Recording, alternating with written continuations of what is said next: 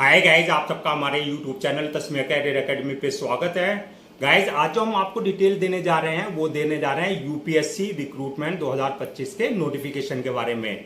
UPSC यानी कि union public service commission ने ग्रुप ए और ग्रुप बी की 462 वैकेंसीज के लिए अपना नोटिफिकेशन जारी किया है। अगर आप भी इन वैकेंसीज के लिए अप्लाई करना चाहते हैं तो गाइज ये वीडियो आपके लिए बहुत ज्यादा इंपॉर्टेंट है, क्योंकि इस वीडियो में हमने पूरा डिटेल में बताया कि क्या मिनिमम क्वालिफिकेशन मांगी गई है, क्या आपका सिलेक्शन प्रोसेस रहेगा, लास्ट डेट अप्लाई करने की कब है और ऑनलाइन जाकर के कैसे आपको रजिस्ट्रेशन और फॉर्मेलिटीज पूरी करनी होगी।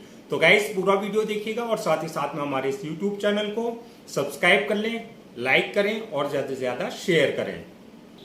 तो गाइस सबसे पहले बात करते हैं इनकी ऑफिशियल वेबसाइट्स की। इनकी जो ऑफिशियल वेबसाइट है वो है www.upsc.gov.in, जहां पर आपको इनका फुल नोटिफिकेशन मिल जाएगा।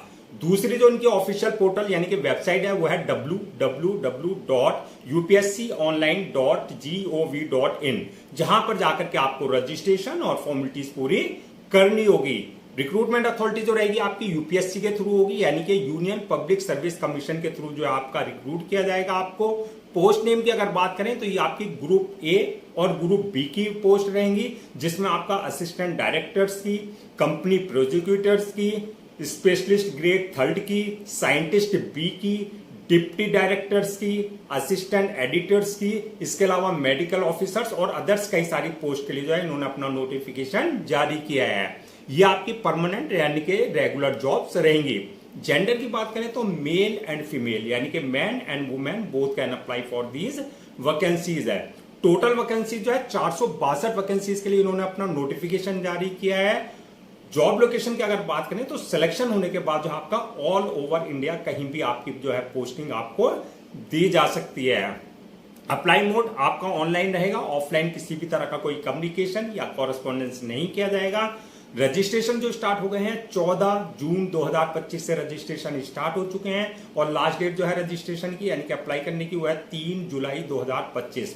तो 3 जुलाई 2025 से पहले पहले आपको उनके ऑफिशियल पोर्टल पर जाकर के अपना रजिस्ट्रेशन और फॉर्मेलिटीज पूरी कर लेनी है। एग्जाम डेट की अगर बात करें, रिटर्न एग्जाम डेट की, अगर इसमें रिटर्न एग्जाम कंडक्ट किया जाता है तो इसकी जो है इनकी ऑफिशियल पोर्टल पर जल्दी एग्जाम डेट जो है आपका अनाउंस कर दी जाएगी। अदरवाइज आपका जो है शॉर्ट लिस्टिंग करके कैंडिडेट्स को जो है आपका डायरेक्ट इंटरव्यू आपका लिया जाएगा।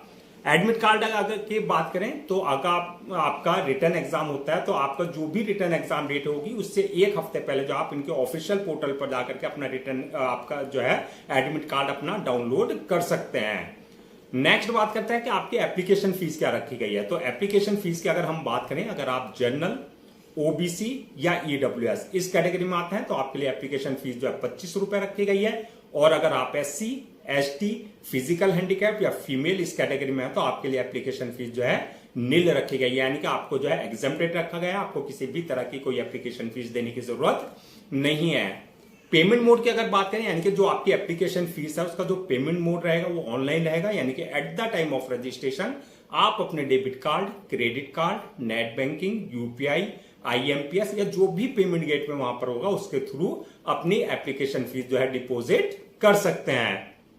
अब नेक्स्ट बात करते हैं कि आपका एलिजिबिलिटी क्राइटेरिया क्या मांगा गया है, यानी कि क्या मिनिमम एजुकेशनल क्वालिफिकेशन मांगी गई है। तो ये आपकी पोस्ट वाइज वरीज करेगी, यानी कि जिस पोस्ट के लिए आप अप्लाई करेंगे उसी के अकॉर्डिंग जो है क्वालिफिकेशन मांगी गई है। इसमें जो मांगा गया है आपका बैचलर डिग्री या master degree in relevant field में आपके पास होना चाहिए, यानी कि बैचलर डिग्री हो या मास्टर डिग्री रिलेवेंट फील्ड में, या फिर आपके पास जो है बैचलर डिग्री या मास्टर डिग्री इन इंजीनियरिंग में आपके पास होनी चाहिए, या बैचलर डिग्री या master degree in medical field में आपके पास होनी चाहिए, या बैचलर डिग्री और मास्टर डिग्री इन लॉ यानी कि लॉ की डिग्री आपके पास होनी चाहिए। इसके अलावा जो है बैचलर डिग्री या मास्टर डिग्री इन फाइनेंस में, यानी कि ये अलग अलग डिपार्टमेंट्स के लिए जो आपकी जो है वैकेंसी जारी की गई है तो उसी डिपार्टमेंट के हिसाब से जो है जो पोस्ट के लिए आपका वैकेंसी जारी की गई है उसी के अकॉर्डिंग जो है आपकी क्वालिफिकेशन मांगी गई है। तो जिस पोस्ट के लिए आप अप्लाई करें उसी के अकॉर्डिंग जो अपनी क्वालिफिकेशन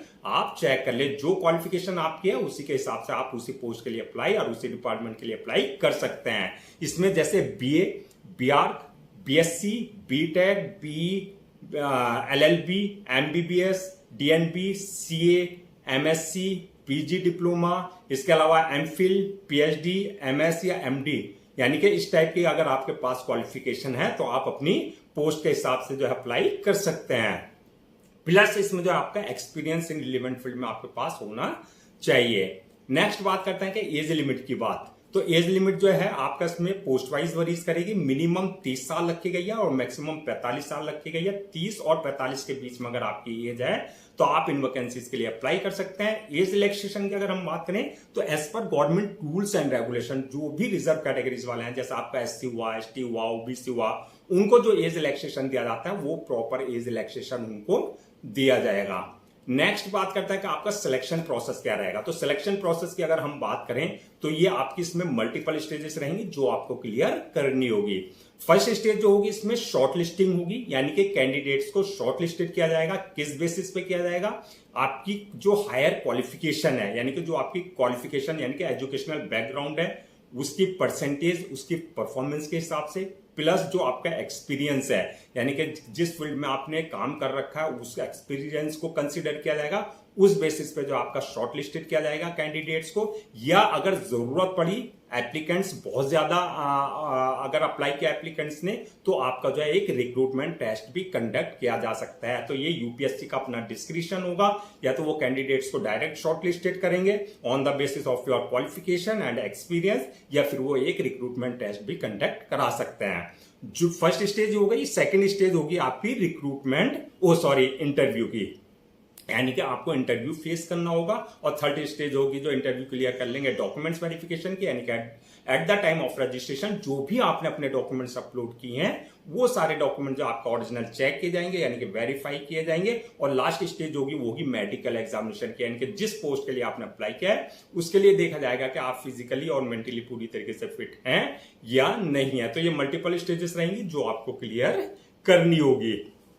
अब नेक्स्ट बात करते हैं कि आपकी सैलरी एंड अलाउंसेस की। तो सैलरी अलाउंसेस की अगर हम बात करें तो ये भी आपका पोस्ट वाइज वरीज करेगी।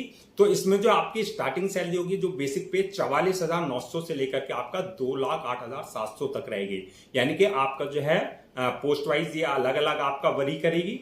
और सिलेक्शन होने के बाद जैसे आपका जो है एक्सपीरियंस होगा उसके अकॉर्डिंग जो आपका प्रमोशन भी होगा, इंक्रीमेंट भी होगा। अलाउंसेस और अदर्स बेनिफिट्स की अगर हम बात करें तो जो भी एक आपका जो है गवर्नमेंट एम्प्लॉय को, गवर्नमेंट ऑफिसर्स को जो ग्रेड ए और ग्रेड बी के हैं, उनको जो अलाउंसेस और अदर्स बेनिफिट्स दिए जाते हैं वो as per rules and regulations आपको प्रॉपर दिए जाएंगे। नेक्स्ट बात करता है कि आपका अप्लाई करने से पहले क्या क्या आपके जो है डॉक्यूमेंट्स रेडी रखना है। तो डॉक्यूमेंट्स की अगर बात करें तो सबसे पहले जितने भी आपके एकेडमिक सर्टिफिकेट्स हैं, जैसे आपका 10th की मार्कशीट हुआ, 12th की मार्कशीट हुआ, उसका सर्टिफिकेट्स हुआ, इसके अलावा जो आपका ग्रेजुएशन या मास्टर की डिग्री जो है आपकी है, चाहे वो आपने सेमेस्टर वाइज किया है, चाहे वो आपने ईयर वाइज किया, वो सारे डॉक्यूमेंट जो आपको पहले से स्कैन कॉपी करा करके रखने हैं।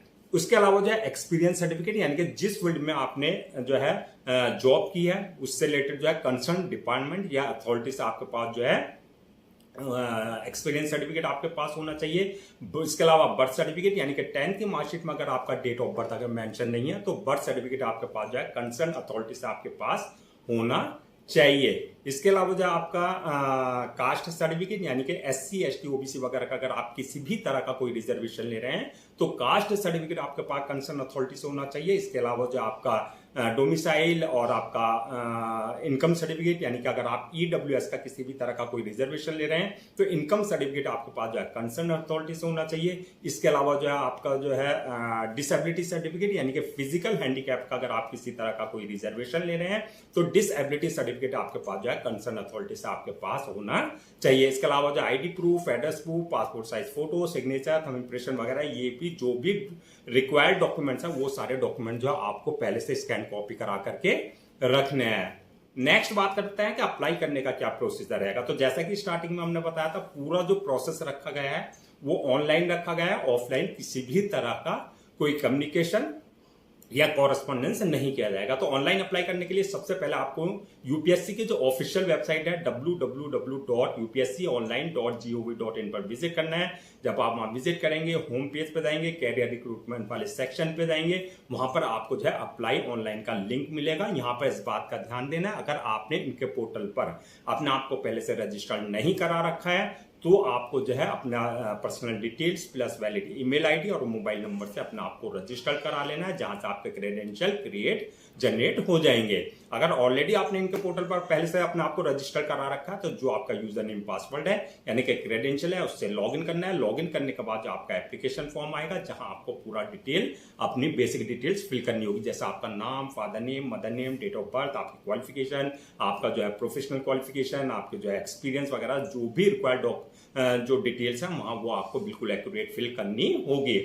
डिटेल्स फिल करने के बाद जो है नेक्स्ट ऑप्शन आएगा आपके पास जो है अपलोड योर डॉक्यूमेंट्स का, यानी कि जो भी आपके डॉक्यूमेंट्स है चाहे वो आपके एकेडमिक है चाहे वो प्रोफेशनल है, वो सारे आपको अपने डॉक्यूमेंट्स अपलोड करने होंगे। साथ में आपको passport size photo, signature, thumb impression वगैरह जो भी रिक्वायर्ड डॉक्यूमेंट्स है वो आपको उनके प्रेस्क्राइब्ड फॉर्मेट के हिसाब से अपना डॉक्यूमेंट्स अपलोड करने होंगे। डॉक्यूमेंट्स अपलोड करने के बाद जो है नेक्स्ट ऑप्शन आएगा आपका जो है मेक पेमेंट का, यानी कि जो भी आपकी एप्लीकेशन फीस है वो आपको अपनी कैटेगरी के अकॉर्डिंग जो है पेमेंट करना होगा। अपने debit card, credit card, net banking, UPI, IMPS या जो भी वहां पे उनका पेमेंट गेटवे है उसके थ्रू जो है आप अपनी एप्लीकेशन फीस डिपॉजिट कर सकते हैं।